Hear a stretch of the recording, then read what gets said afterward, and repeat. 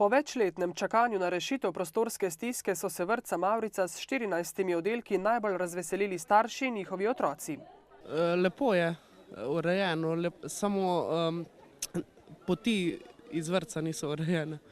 Zelo je lep in prostoren, tako da otroci radi hodijo noter. Naložba je stala 4,2 milijona evrov. Občini Trebnje pa na razpisih ni uspelo pridobiti ne državnih, ne evropskih sredstev.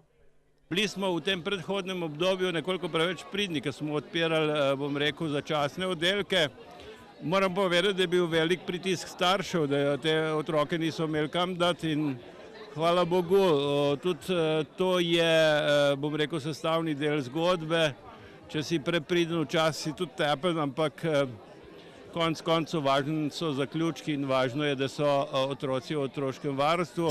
Če smo zaključili leto 2011 z 22 oddelki, smo s 15. marcem 2012 odprli 28. oddelek in imamo torej 28 oddelkov in 499 otrok. Vrtec, ki se razteza na dobrih 2700 kvadratnih metrih, je sicer zgradilo domače podjetje.